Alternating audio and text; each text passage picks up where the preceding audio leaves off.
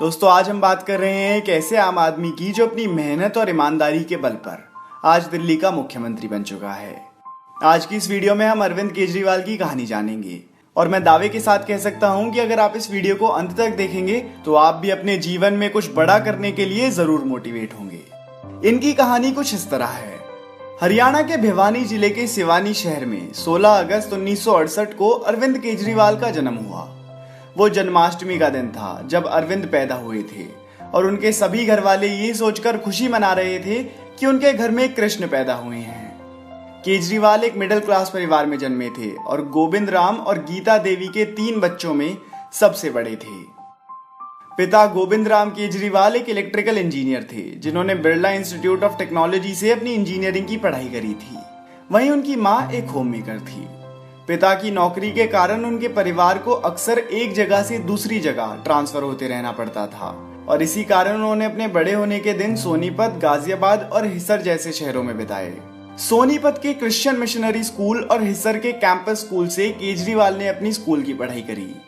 Science stream से 12वीं class pass करने के बाद उन्होंने तय करा कि वह अपने पिता की तरह ही इंजीनियरिंग करेंगे और उसी के लिए उन्होंने 1 साल लगकर मेहनत भी करी और IIT JEE के एग्जाम की तैयारी करनी शुरू कर दी।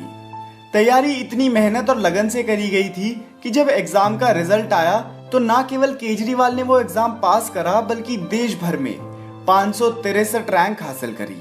अरविंद केजरीवाल के घर वाले बताते हैं कि इन दिनों में अरविंद को आप पढ़ाई के अलावा कुछ और करते हुए मुश्किल ही पाते, क्योंकि उनके दिनचर्या में या तो सोना था या फिर पढ़ना था। IIT JEE के एग्जाम को क्लियर करने के बाद अरविंद का IIT खड़गपुर में एडमिशन हो गया। IIT खड़गपुर वही कॉलेज है जिसने दुनिया को कई और जीनियसेस भी दिए और इन्हीं में गूगल के CEO सुंदर पिचाई का नाम भी शामिल है। मैकेनिकल इंजीनियरिंग में ग्रेजुएशन पूरी करने के बाद केजरीवाल को टाटा स्टील कंपनी में जॉब मिली। 1989 में केजरीवाल ने TCS में जॉब करनी शुरू करी और इस समय वह जमशेदपुर के TCS प्लांट में काम कर रहे थे।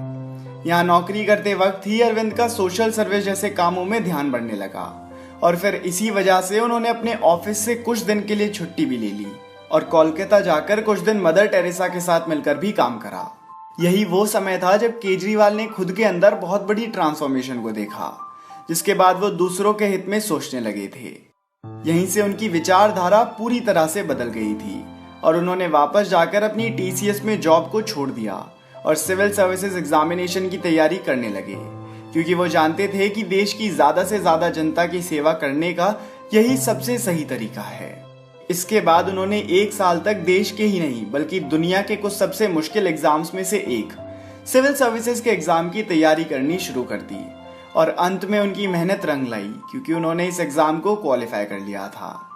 इसके बाद उन्होंने इंडियन रेवेन्यू सर्विस यानी IRS को एक assistant commissioner of income tax के रूप में ज्वाइन करा।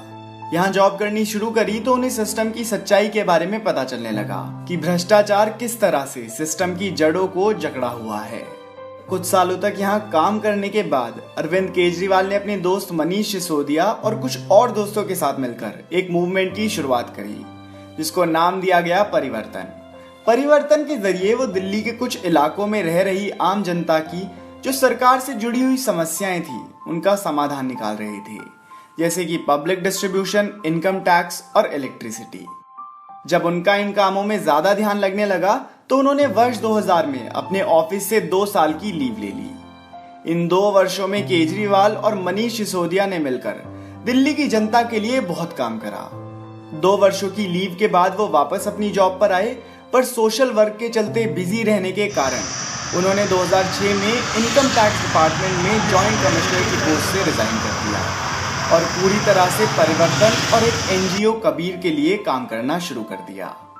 सिस्टम की अच्छी खासी नॉलेज होने के कारण अब केजरीवाल जान गए थे कि कहां किस तरह से काम कराया जा सकता है।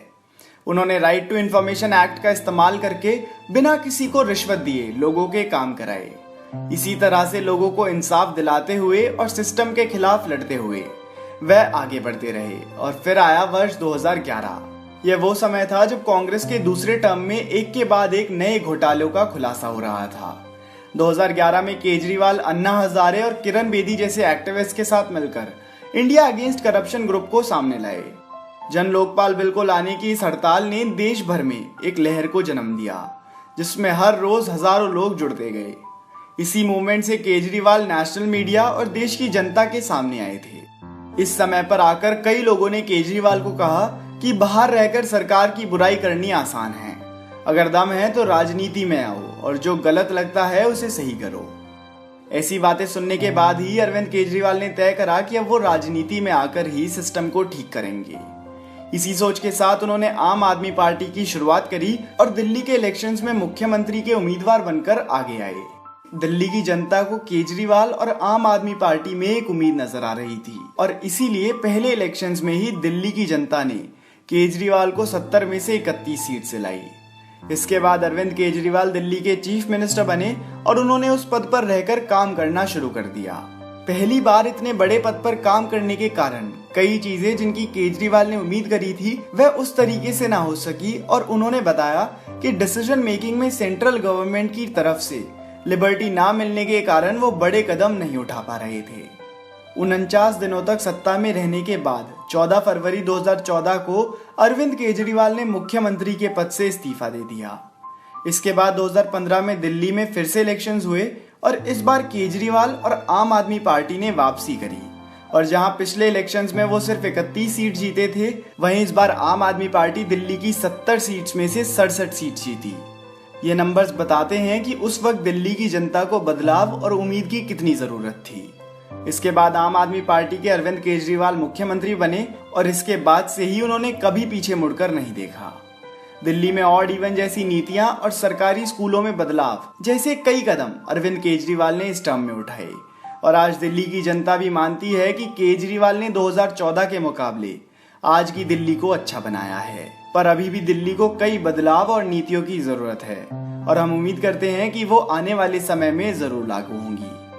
इसके अलावा अरविंद केजरीवाल की पर्सनल लाइफ की बात करी जाए तो उन्होंने सुनीता केजरीवाल से शादी करी और आज उन दोनों के 2 बच्चे भी हैं। तो दोस्तों, ये थी कहानी दिल्ली के चीफ मिनिस्टर अरविंद केजरीवाल की। अगर आपको ये वीडियो पसंद आई हो तो आप इस वीडियो को लाइक करके हमारा और अगर आप इस वीडियो पहली बार देख रहे हैं और इसी और वीडियोस देखना चाहते हैं तो दोस्तों इस चैनल को सब्सक्राइब कर लीजिए, क्योंकि मैं आपके लिए ऐसी वीडियोस लाता रहूंगा। धन्यवाद।